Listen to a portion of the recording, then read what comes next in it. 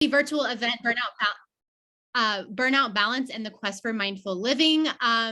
First, I'm going to just kick us off with a couple of housekeeping and announcements, and then I'm going to introduce our wonderful panelists today, and then we will get started for what we're all here today. So let's see here. First, I want to go ahead and thank all of our AMA Atlanta sponsors, our diamond sponsors, Nebo, silver Basis Technology, our bronze sponsors, Electric, Hey Orca, Georgia Pacific, our event sponsors, the Atlanta Journal-Constitution, VERT, Hot House, Cox Next, and our scholarship program sponsor, Google. If anyone else here is interested in information, please contact Guy Powell at the email listed below. And a couple of updates. We've got some events happening this week. Tomorrow, Thursday, the 31st, we have our virtual collegiate conference and job fair. There's more information on the AMA website if you're interested in joining. It is a free online webcast. And then we have our AMAs around town. We're all very excited that in-person events have started back up. And so we have very informal gatherings. There's no set agenda, just a bunch of marketers and like-minded folks gathering together to chat and meet each other. So we have two coming up. We have one tomorrow at the Marley House, and then one next Thursday, the 7th, April 7th. Again, more information can be found at the website. So then the last update, we have the upcoming Amy Awards. We are still accepting entries until Friday, April 1st. So if you have any entries you would like to submit, please get those in.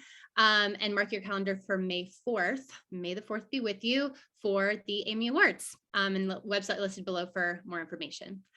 All right, well, before we get started, I do want to suggest a view to best see both our speakers and the presentation that they both have. So if you so choose, if you're happy with your view, don't do anything. Otherwise, if you go to the top view and select side-by-side speaker. So you'll see there, step one, open up the view, select side-by-side speaker, and then drag the separator to the middle of the screen. That will help what we think is the best view for you to experience this panel, but no pressure if you are happy with what you got. All right, so let me get out of here. And all right, so we are going to start. Again, we're very honored and excited to have Alina Conley and Emma Horvath with us. So first up, we've got Emma. She is based in Austin, Texas. So we're very honored to have a Texan guest supporting us today. She's a private equity consultant turned high performance coach. While she loved her consulting work, she didn't love witnessing how often high performance came at the expense of well-being. I'm sure a lot of us can understand that. So this led her to consulting for a tech company and helping companies set up environments where people and performance thrived. And now she runs her own consulting business, specializing in how the career-driven can succeed both professionally and personally without burnout. Exactly why I think we're all tuning in. So welcome, Emma. Thank you so much. Thank you, Whitney, and hi, everybody. So here's the deal. I never thought burnout would happen to me. And I'll never forget the feeling when I realized I was so wrong. At the time, I was consulting, like Whitney mentioned, and my commute was airplanes and Ubers. I remember coming home for the weekend and standing at the airport pickup zone well after the sun had gone down, waiting for yet another Uber driver, not exactly a warm welcome home. And I'd go home, I'd spend 2 nights there over the weekend, but not really rest because I felt torn the whole time. I would try to be present with friends and family, but in reality, I was just plain exhausted and not even fully myself. Yet at the same time, I felt guilty and distracted by all the ways I could have been using my time off to catch up or get ahead. This would continue until Sunday night when I'd repack my barely unpacked suitcase and do it all over again. And yes, that's actually my suitcase, and that's actually my picture of sunrise on a plane. I say all of this because I want you to know that what I'm about to share with you about the why, what, and how of managing burnout are more than just ideas on a screen to me. I know that what I'm about to share with you is true because I lived it. The scenario I just described to you was about 4 years ago. As I mentioned, I was consulting, so I'd hop on a plane Monday morning before the sun came up, travel across country to portfolio companies, clock up to 80 hours a week, and that was not even including travel time. How did I end up in that crazy situation? You might wonder. Well, as I was fresh out of my MBA and got with the founder of my business school, called potentially the best opportunity he'd ever seen a grad from our school land. So I did what any other high achiever would do. I worked my tail off to prove myself to my new team. I remember working 12 and even 16-hour days, working in the Starbucks or my hotel lobby so I wouldn't fall asleep in my hotel room. In fact, here is one really embarrassing late night hotel photo. Don't worry, this was not shared anywhere on social media. This was literally sent to my mom and my sister. But this is me finishing a Starbucks drink at 1 a.m. And another that I vividly remember was a Friday night, looking out over the city, feeling so disappointed that it took me until after 9 p.m. to leave work. Now, even if your story is different or maybe not as extreme as mine, I'm sure you can relate.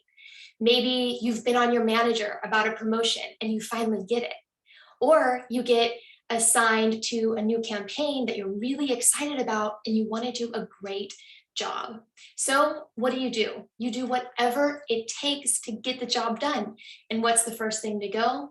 Usually your mental, emotional, and physical well-being. You see, like so many other driven men and women out there, I thought the harder I worked, the more successful I would be. And that the personal compromises in the meantime to my health, my social life, my relationships were just the price I had to pay if I wanted to succeed. Now, some of you may be thinking, but Emma, that's not me. I'm super productive. I'm already successful. Burnout won't happen to me. So why even talk about this? Well, that thought in itself, that burnout won't happen to me, is the very reason why to talk about burnout. You see, most high achievers don't think burnout will happen to them, when in reality, they are more, not less susceptible. In fact, here's a shocking statistic that reveals this. In 42% of organizations, that's almost half, high performers are actually less engaged than low performers because of this phenomenon that I'm describing. And if you find that hard to believe, think about it this way. Let me know if any of these sound familiar. You have high motivation and initiative, which makes you eager to take on new challenges, especially if you know they'll lead to growth and development. You take pride in your work ethic and see hard work as virtuous. The quality of your work is one way you prove your value to yourself and to the world. So you settle for nothing less than excellence. And for that reason, underperformance is simply not an option for you. Instead, your tendency is to go to any means to get the job done and get it done well. And if any of these sound familiar, I want to be very, very clear. These characteristics are a great thing. They're part of your high achiever DNA that is a gift to this world. The challenge is those tendencies also make you more likely to push harder for longer without giving yourself a break, which is a sure recipe for burnout. So you may be thinking, okay, I'm with you. I can see how burnout could happen to me, but it's not happening to me now. So I'll just deal with burnout when and if it shows up. False. Burnout is trickier than that. It's like this famous quote from Ernest Hemingway's book. One character asks the other, how did you go bankrupt? The other says, 2 ways, gradually, then suddenly. Burnout is the same way. It sneaks up on us to the point where by the time we know what's happening, it's too late. It's like the mental, emotional, and physical equivalent of debt, silently compounding in the background, increasingly weighing you and your productivity down to the point where you struggle to reach those goals you're working so hard for in the first place. So to sum this up, why talk about burnout? It's so that you don't wait to find this out for yourself the hard way. Instead, you can beat burnout to the punch by monitoring it early and often. And the best way to do that is to understand what burnout even is and what causes it, which is what we'll dive into next. So first, what is burnout? Researchers have called it the erosion of the human soul and have broken it down into these three key pieces. The first is exhaustion. I don't even think I have to explain this one. I think we all know that moment when your alarm goes off and you're so tired that you wonder, oh my gosh, how am I even going to make it through this day? The next one is cynicism. This is the depletion of empathy, caring, and compassion that comes when you've given so much for so long and you start to almost build up resentment or frustration about it. Last is inefficacy. This is the unconquerable feeling of futility, feeling like you're giving your all, but it's not even enough, like your efforts aren't even making a difference anyways. Now, a quick note here is that burnout's going to show up differently for everybody. So you may not have exhaustion, but you may frequently feel like your efforts are futile. Or you may feel great about your work, but feel totally exhausted. If and when you feel any of those, even just a small amount, heed that warning. Because as we just talked about, burnout is gradual. So you being conscious of your experience in these areas is not you being high maintenance or being weak. It's you being wise about not letting burnout get a foothold. So now that you know the three ways burnout can show up, what is it that actually causes burnout in the first place? Now, what I'm about to share with you literally stopped me in my tracks. Look, I don't know what Nickelodeon show this is referencing, but when I first heard what I'm about to tell you, this is exactly how I felt. I could not believe that I did not learn this earlier. So if I lost you for a second, this is a great point to tune back in because you don't want to miss this. What if I told you that you don't have to wait for stressors like the big project, a looming deadline, a client meeting to go away in order to feel better? It's true, and here's why. It has to do with the three parts of our stress response. Two of them you already know.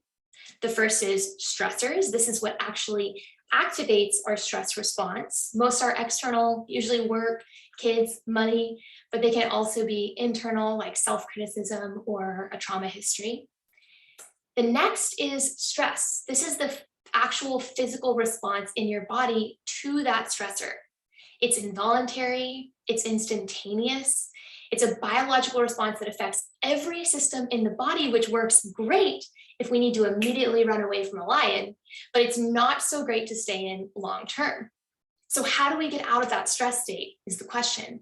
It's through this third piece of our stress response that most of us are unaware of, and it's called the stress cycle. This is a biological process our bodies need to go through to fully recover from stress. And this is the really important part. A lot of people think that stress goes away only when the stressor does. Once I escape the lion, I can relax. Or in modern terms, once that big work project is done, then I'll feel better. But actually, that's not true. The stress produced by the stressor has to be dealt with separately. It's only when we complete the cycle through certain behaviors that all of those bodily systems we mentioned before get the signal of safety and allow us to bounce back in the face of stress.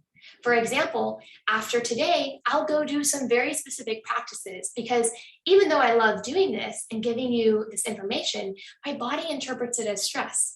So even though I feel great and I'm ready to go do other tasks after this, I'm going to do some very certain behaviors to help my body reset and be resilient over the long term.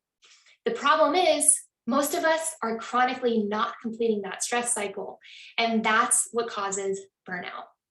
Now, the good news is about all of this, there's very specific behaviors we can do to complete that cycle.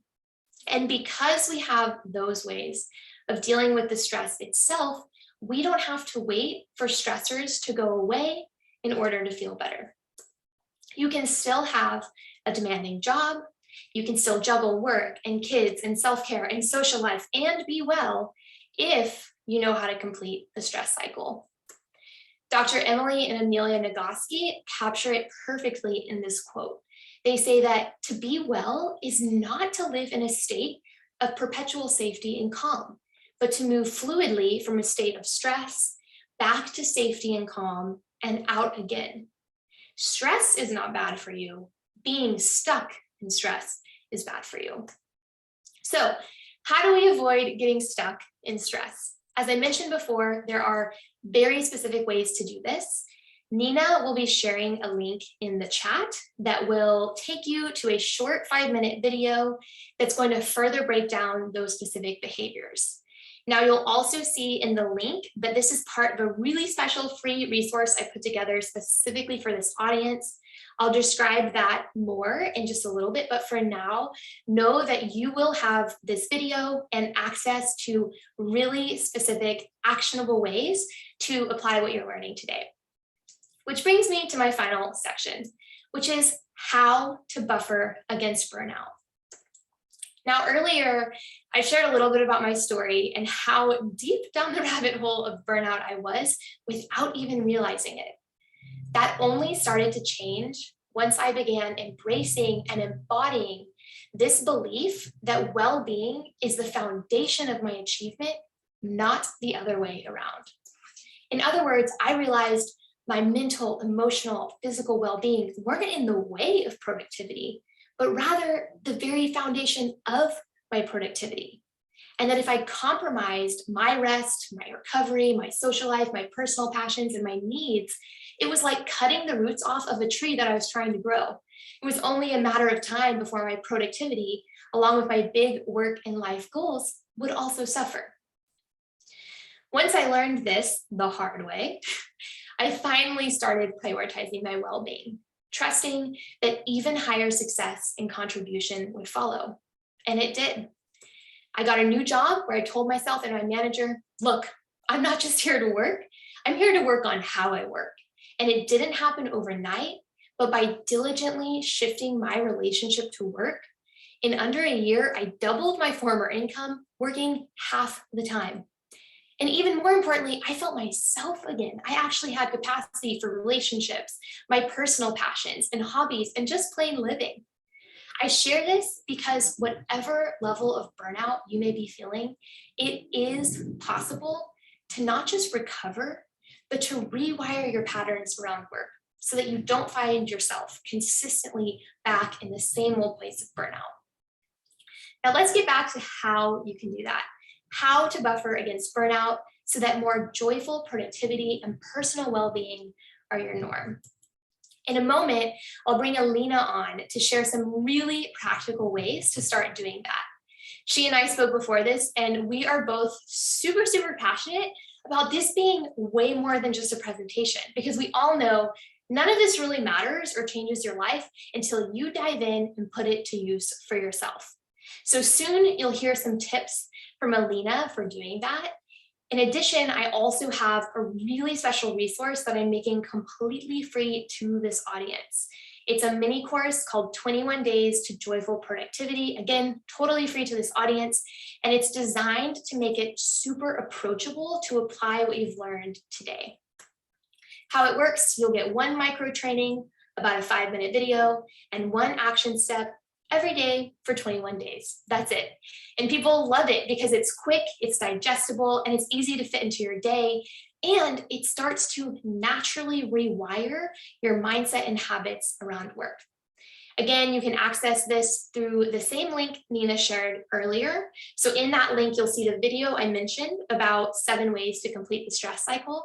And then under that video, you'll see an option to get free access to the full mini course. Now, having said all of that, I'll leave you with this. If you only remember one thing from today, let it be this. Well-being is the foundation of high achievement, not the other way around. If you truly want to unlock your personal and professional potential, learn to prioritize your well-being by proactively monitoring against burnout. You now have the knowledge and the tools and the support to help you do this. So I encourage you to take that first step because your well-being is worth it. Now, I believe I'll be passing off to Alina, my fellow well-being and work-life balance enthusiast. She's going to go through more ways to help you break the burnout cycle. Awesome. Thank you so much, Emma. That was wonderful. Well, now, without further ado, so excited to bring on Alina Conley. She's an Atlanta-based high-performance life coach. She is the founder of the Reminder Remedy Coaching Company, which is a positive psychology-based coaching practice. And Alina has a very impressive track record from launching startups to working as a small business consultant. So she truly has a very unique perspective to help business folks of all aspects to their work-life balance. So Alina, off to you.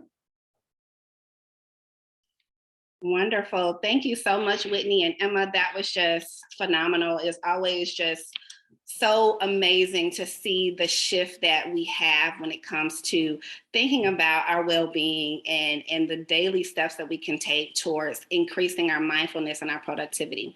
So let me go ahead and get started. As Whitney shared, I am an Atlanta-based high performance coach. I work in the space of positive psychology. And so really thinking about how do we utilize our strengths to move us forward. And so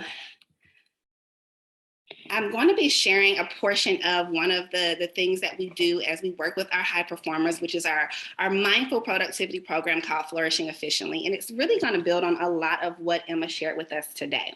And so I love sharing, this authentic quote from myself. It's always funny to read a quote from yourself, but I say, my planner addiction was really a cry for help. And so I don't know how many of you all on the line have spent hundreds, maybe even thousands of dollars on the perfect planner, with the perfect way to line things up, to say, this is how I'm going to actually get things done. And it got to a point where after 10 years and several different tools, whether it's tech tools or physical planners, I had to get really honest with myself and say, it's not the planner, Alina, it's you. Something is going on where you are unable to see things through. You're a chronic procrastinator. You always feel overwhelmed, and you're always using this excuse of, I do my best work under pressure, as a means to getting things done. But as I became a mother, and I'm now a mother of 4 under the age of 7, I could no longer fake the funk. I really had to understand, how do I look inward to determine how I can move forward in a productive way, but in a way that does not cause burnout, in a way that does allow me to balance the things that are most important to me and to also sustain that. All right. And so I want to kind of talk about where we are right now. And so I've included this statistic that talks about how flexibility is now the fastest rising job priority. And this is according to over 5,000 LinkedIn members, right? So there are 2 things that most of us experience during COVID. And, that's burnout. Most of us have, if you're listening to Emma today, I'm sure you're like shaking your head like, yes, if maybe not to the same extent, but for many of us, we felt some of it, right? But alongside burnout, we also got this taste of freedom, right? We understood that, we could do things in a way that maybe looked a little bit differently than the structured environments we had before. When we think about the burnout that we experienced, it was a lot of times due to the lack of boundaries, right? Once we became remote, or once things felt like we had to just get things done really fast because we didn't know how to predict the future, we were constantly in this space of feeling like we needed to overcompensate. Many people didn't know when to shut down work if it was their first time working remotely. Outside of some of the negative habits that maybe we picked up during COVID, we also realized that, I can actually get everything that I need to get done before 12. And after 12, I can maybe turn on some Netflix. I can cook my favorite meal. I can go outside, I can spend time with my children. And so what we have come out of, and I say come out lightly, but one of the things that we realized is that we want a little bit more freedom, okay? And it really comes down to these 2 words: freedom and autonomy. Some people may say freedom and flexibility, but really what we're saying is that we want to be able to do what we want when we want. I was just reading a book, The Psychology of Money, and he talked about this being the highest level of importance for most working individuals, is to think about what kind of work I want to do, where I want to do it, who I want to do it with, how frequently I want to involve myself in that.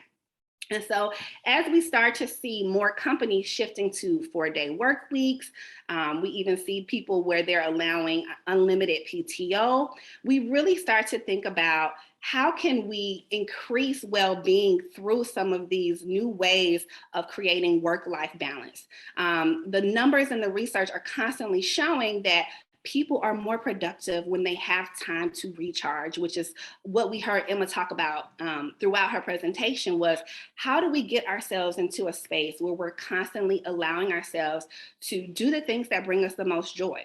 When we recharge, when we refuel, we know that employee engagement goes up.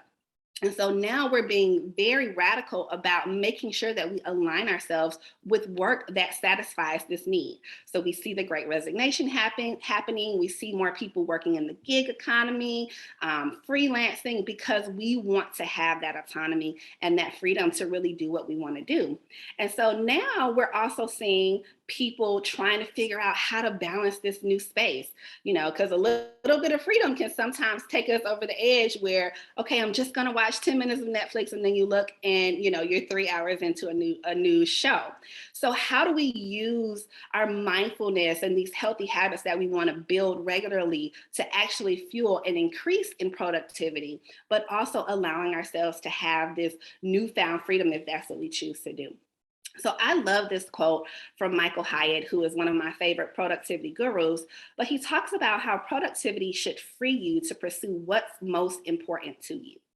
And shockingly, when I saw this statistic, I really was on my high horse. So the statistic is that anthropologists have found that more than 95% of human history, people enjoyed way more leisure time than we do now.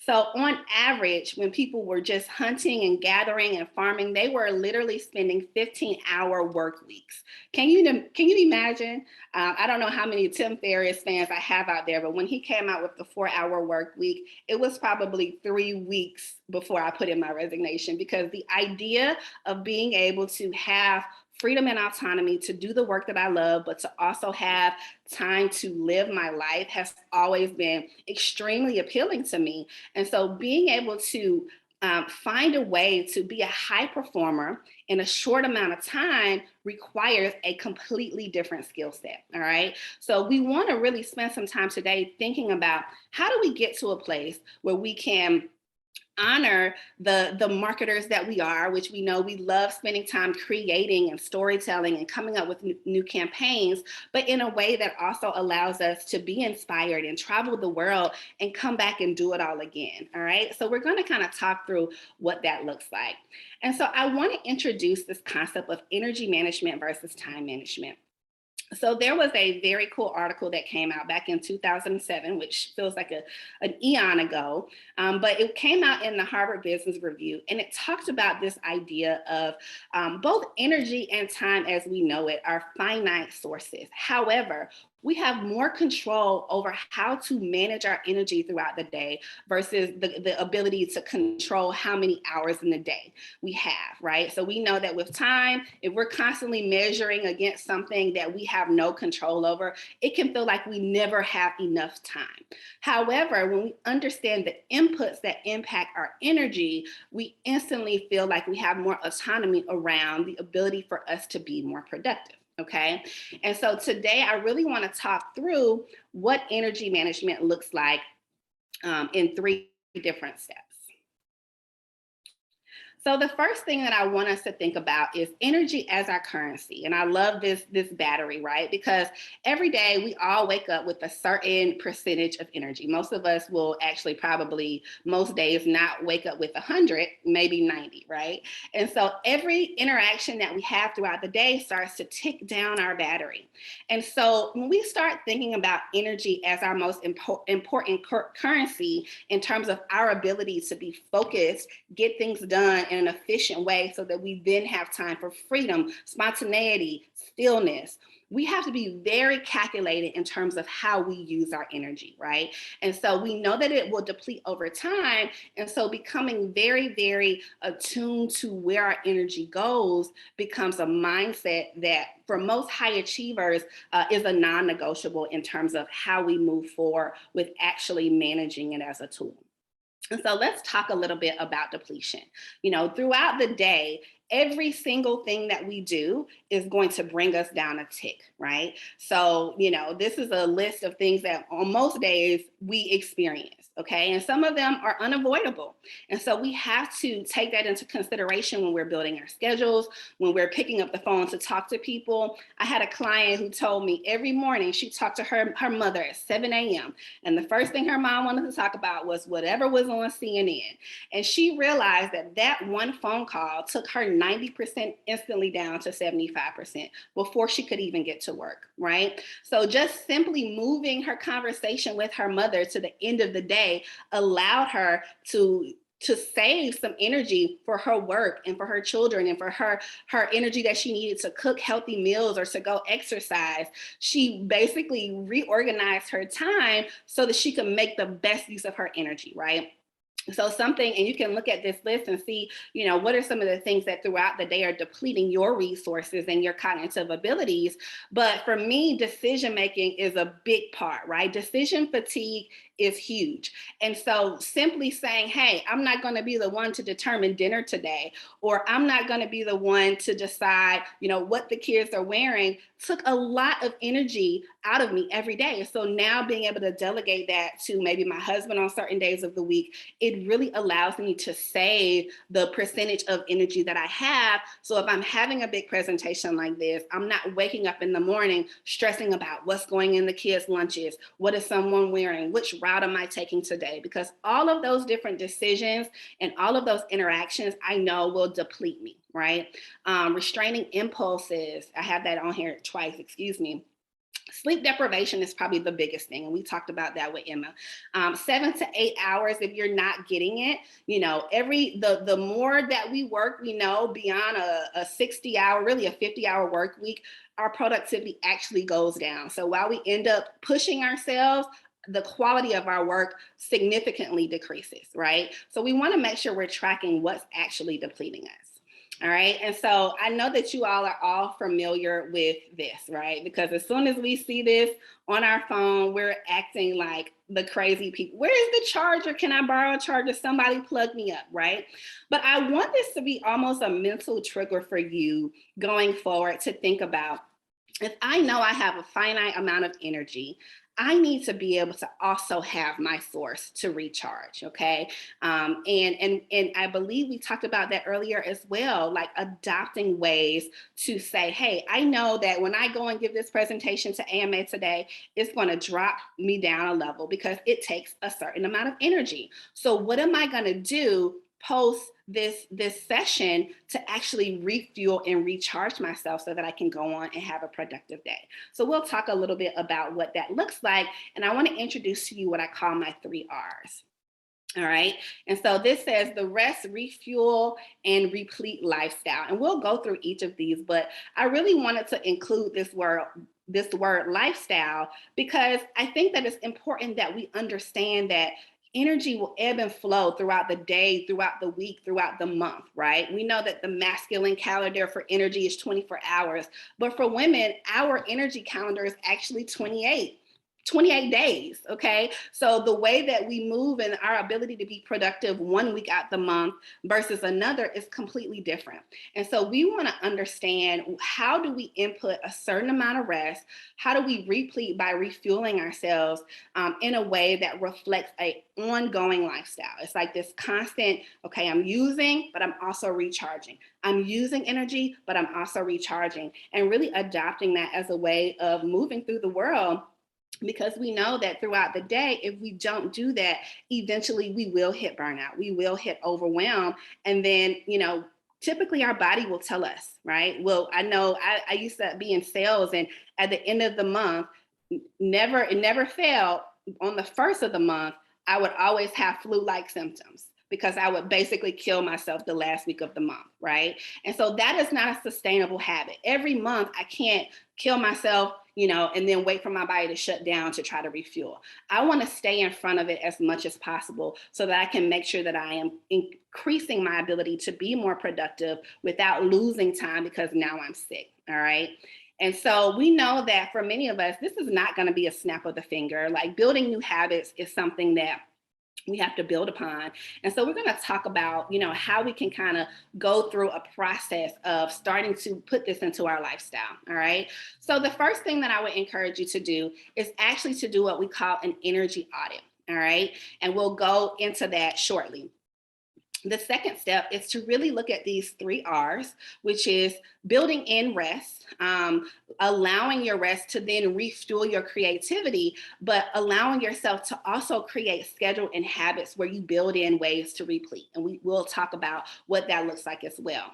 And then step 3 is a proprietary methodology, but that I'll give you all the tip of the iceberg on, that I like to call life crafting. All right. So let's first talk about the energy audit. So the energy audit is literally exactly what it sounds like. It's you being mindful enough to take some time. And I always say we have to slow down to speed up, right? Because my high achievers, I don't have time to do this. I don't have time to track my energy all day, right? I barely want to track my food. But this is so important in allowing us to kind of create this lifestyle. So for at least 7 to 14 days, really for a month for most women, I would encourage you to really audit, what are your energy levels throughout the day? Now, many of us will not be able to do this hour to hour, but the more data you have, the better, because we know that there are certain times in the day where we drop, right? You may notice that there's a certain meeting every Wednesday that you instantly drop from. And so you won't be able to really see that until you start tracking exactly what you're doing. And then you can, kind of plot it, right? So this is just an easy chart that allows you to kind of see, okay, I'm here at 7, I go down, I kind of spike back up. What happens here? Maybe you normally do a coffee break and that connection with others brings your energy back up. Or maybe, you have lunch, you get that glucose going, it brings you back up. By 2 o'clock, you're down here, right? And so we want to be able to understand what's happening. You do that day to day, but then you also want to audit your energy throughout, week to week, month to month. I know for me, by week 3 of the month, that's when I'm on. Most people like to start, go big the first of the month. For me, week 3 is like my out time, right? And I know that because my energy is always higher. So I always plan course launches, lives, any interactions that I'm having where I'm selling something during the 3rd week of the month, because that's when I typically tend to peak. Okay. All right. So let's talk about rest, refuel, and replete. So rest is exactly what it says. I can't stress it enough. Sleep as a superpower. Even over nutrition and exercise are going to allow you to really process what happens during the day. The saying, let me sleep on it, actually comes from the idea that when we fall asleep, our brain takes all of the knowledge that we learn throughout the day, and it starts to store it. It starts to determine where it should be used and what should be used for the next day. So when you wake up clear, like all of a sudden you out of the blue have the answer, it's because sleep is designed to help us process, right? To heal and restore. So if you do nothing else from this workshop, get some sleep. Okay. So we also know that being able to take power naps, right? So 10 to 15 minutes, don't go over 15 minutes in the middle of the day, actually will increase productivity. Laughter, right? If you want to refuel yourself, having a coffee break or a lunch that's going to just be with a great friend.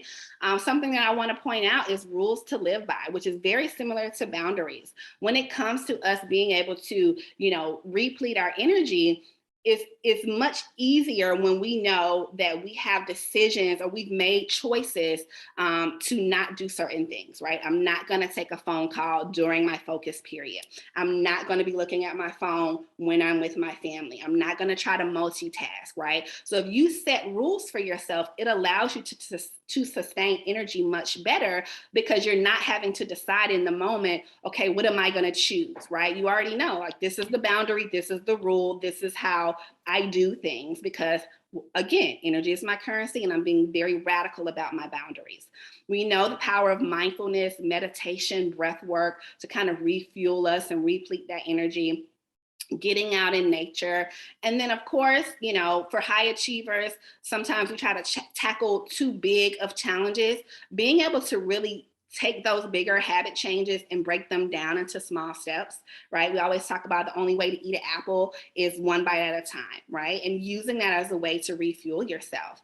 And then obviously glucose, right? So having those healthy fats, having those things that actually are going to make you physically feel better is going to be a great way for you to refuel yourself and add to your energy, right? So if you're at 90, everything you do throughout the day brought you down to 60, but you still need to get stuff done, doing one of these activities will maybe bring you back up to 70, right? And so it's just being able to utilize that to get through the day. And then step 3 is life crafting. And, this is something I could talk about all day, but, when you see these images, right? This is probably from Canva where I typed in multitasking. But what I love personally about these images is that in every single one of them, you or the person is in the middle. And what's interesting, though, is that for most of us, our decisions and what's most important to us, what we value the most, typically is not in the center of every decision we make. What's typically in the center? Work, right? Work, our jobs, our 9 to 5, whatever we spend the bulk of our week doing, is typically like the sun, and everything else orbits around it. But life crafting pushes you to think about, well, this work domain is not the only thing that's important to me. And we know that when we have satisfaction across several domains, whether they're spirituality, health, relationships, it allows us to have a more fulfilled life, but also increases our well-being dramatically, right? So whatever your essential things are, being able to put yourself at the middle and everything else around it is what life crafting is about, all right? It's about saying, these are the things that I've deemed are important, and I'm making time for all of them, versus this person actually being the laptop and you just trying to maneuver around everything that, everything that brings you joy, but coming second to work, all right? So, for life crafting specifically, and I'm gonna kick it over to Whitney shortly, but I want you to think about life crafting like this. Number 1, determining your essentials, right? What I call your guiding light. So that may be your top 3, what is most important to you right now? And it then becomes the way that you choose how things are going to show up, right? What gets the most energy? It also allows you to determine how much time do I want to dedicate to working, because I need this much time to dedicate to the other things that are essential. One of the ways to use these essentials and what I call your guiding light is to also use your zone of genius to filter, right? So when I think about your zone of genius, that's something that you're really good at and something that you're actually passionate about, right? So something that you're proficient in and that you want to do. If it does not satisfy those 2 things, you really want to determine how you can maybe delegate it, automate it, eliminate it, streamline it a little bit more, because really how we can increase well-being and productivity is by identifying, if I know that these are my core activities that bring me joy, how can I spend 95% of my day doing just those things, right? If I'm using the majority of my energy on something that I'm not passionate about and I'm actually really not good at, what does that do for overall well-being? It impacts it significantly, right? And so we want to be able to have that filter. And then we build those essentials as well as our repletion habits to then build what I call a crafted week based on our energy audit, right? So what that means is identifying what are the key things that I want to be responsible for? What are the things that I don't want to be responsible for? I'll just give you a very practical example. I'm neither proficient nor passionate about laundry, but yet I spent at least 7 hours a week doing it, again, for kids. So I had to have a tough conversation with myself, because what was happening was something as simple as me seeing the laundry was instantly bringing my energy down in the morning, then actually dedicating 7 hours a week. And I'm probably, I'm probably being really extra right now, but 7 over the course of 4 weeks, right, is a lot of time spent on doing something that is not important to me, but negatively impacts my productivity across all things. And so this is a time where I need to either eliminate it by getting someone else to do it, or delegate it to my house, or streamline it where it doesn't take up as much time, right? So really getting radical about understanding, what you're doing, where you're spending your time, and what are those things that you notice are bringing you down, so that you can replace them or get someone else to do it. Once you've identified those things, then bringing them into your week based on your energy, right? So if you know that there are certain things that require, a good amount of energy that you love doing, dedicate those during the times where we saw in your energy audit it's high. If there are things that maybe, you really don't love doing but have to get done, put them during your lower energy times, because you don't need as much brain power, but you can still just kind of get them done, right? And so I know that, we are short on time, but what I wanted to do was offer you all the opportunity to actually have a free energy audit, right? And so this is where we literally sit down and we go through every single task that you're responsible for and identify if it lines up with your guiding principles.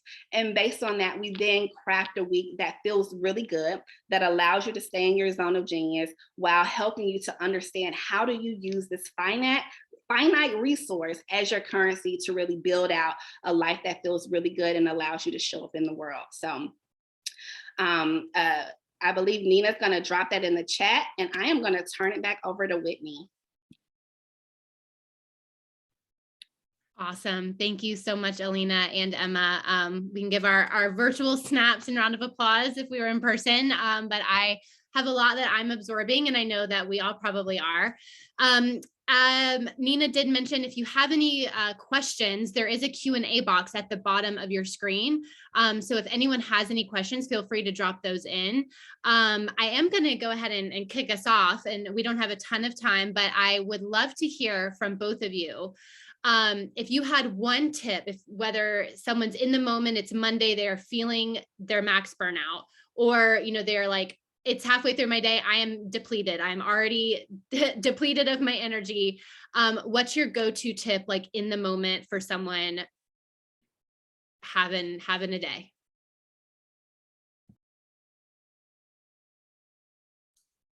I can hop in, and then Alina, I'm very curious to hear your tips as well, because that was amazing.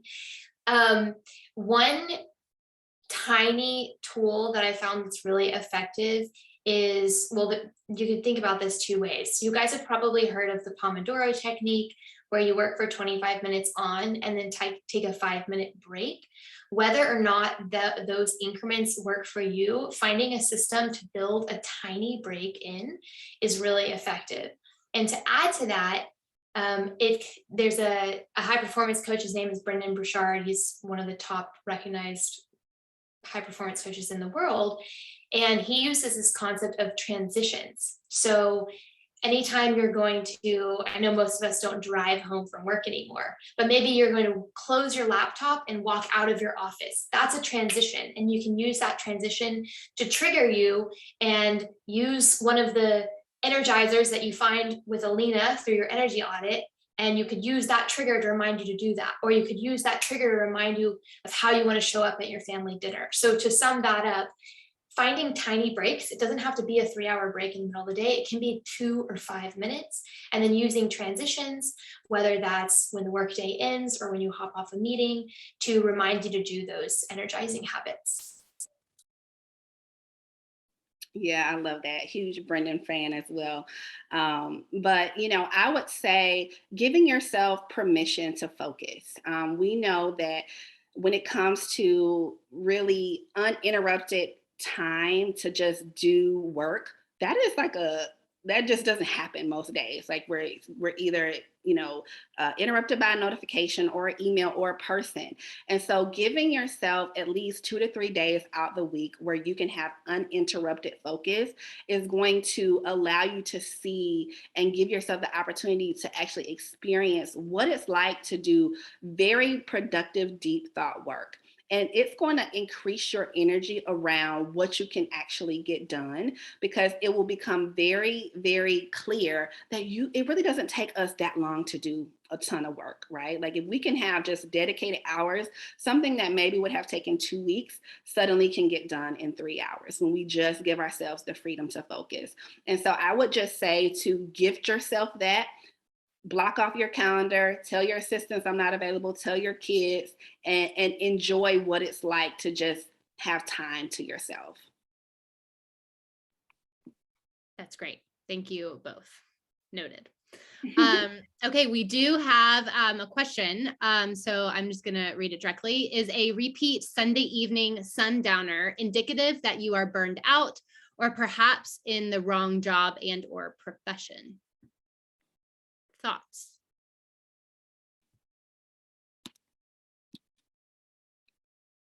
So I would need just clarity on an evening sundowner, because I don't really know exactly what that is referencing. Emma, are you familiar with the term? I'm not familiar with the term, but my assumption would be that it's a version of the Sunday or Monday scaries. Yeah, that's what I'm assuming. And I think it's just that anxiousness around kind of going into the week, right? And I think that it could be a combination. Most times if someone is starting to get to a place where it's like, tomorrow is Monday, right? It may be the job, but it also may be just understanding that there are relationships that maybe you don't want to deal with. Maybe there are environments that don't feel welcoming, or there's no belonging. And so I think that also understanding like what is the true root cause of it is huge, right? Because sometimes we say, oh, I just hate my job, and when I dig into it, it's really not the actual job, right? Some people love exactly the work that they do, but maybe it's too many meetings, maybe they have a micromanager, maybe they don't like their hours, maybe their office is uninspiring, maybe they don't like the traffic and the commute, right? So I would say diagnose where you are experiencing the most tension. And normally you can diagnose it from your body. Like, is it in your gut? Is it in your head? Like, is it in your fingers? And really try to see what is the source of that, so that maybe that can shift versus just feeling like, okay, I need a completely new job. Yes, I will add to that, Alina, what you mentioned in the beginning of your presentation, where you said, I had to get real with myself, that it wasn't the planners, it was me. And I didn't catch the full name of the person that asked that question, but it's a great place to start by, let's say it is 50% your job and maybe it's 50% your personal habits. If you work on the habits part of that and the mindset part of that, then no matter if you find out it's your job, then no matter where you go after, you've already refined your habits. So it's a good place to start of looking inward, as Alina just mentioned. And then once you know what I forget her word for it, but I kind of call it your aliveness activities. Once you know what those are and what your needs and your boundaries are, if you are unable to maintain those in the current environment that you're in, that's your indicator. Oh, okay, there might be a misalignment with the role that I'm in. I'm gonna add one more quick thought to that, if that's okay, Whitney, which is that sometimes, and again, we didn't have full clarity on the question, so hopefully this is helpful. But sometimes if anyone else relates to the feeling of you're go, go, go, and then when you have downtime, you don't even know what to do with it, or you take a dinner with your family, or you go on a run or something, but you don't even really fully enjoy it and you don't feel replenished after it, that's a sign that you may not know fully the need. And so my point here is that when you take that weekend time to refresh, it's important to know what is the need that you have in order to feel fully replenished. So for instance, the need might not be social time. That might deplete you further. It might be some totally free autonomy time where you can organize your closet. So to sum that up, it's important to be aware of what your needs are and to use your downtime that you do have accordingly.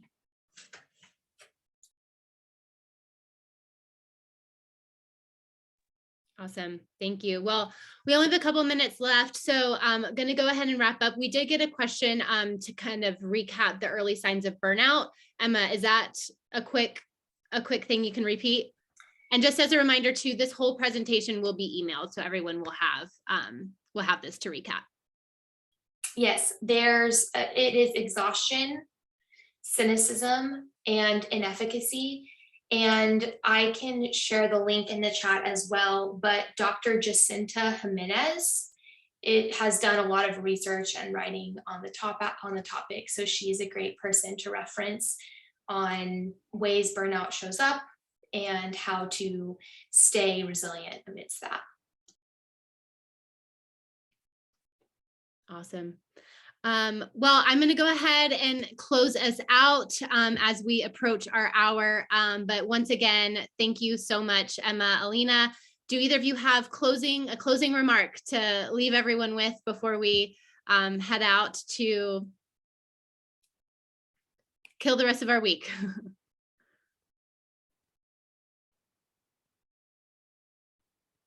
All right. Anything? I was gonna wait for Alina, but as I said in the presentation, it really starts at a mindset and belief level. So starting to embrace the belief that well-being is the foundation of high achievement, not the other way around, and focusing on micro changes. It doesn't have to be, you don't have to entirely quit your job and move to a beach somewhere to finally feel balance. It can be micro changes in your day and in your week. I love it. And really summing up what she just said is, we always say at the Reminder Remedy, everything you need is everything you got. And so we constantly think we need more, but then we look and we say, I actually already had all of this. I knew it, right? We know what to do. We just have to activate. So good. Well, thank you both so much. Thank you everyone for attending. Again, there will be an email sent out that will have the link to this video so you can watch it. Please share and make sure to hashtag AMA Atlanta and anything that you so choose. And there will also be a survey in that email. So we would really appreciate your feedback. But au revoir. Enjoy the rest of your week. Practice that balance. Thanks, everybody.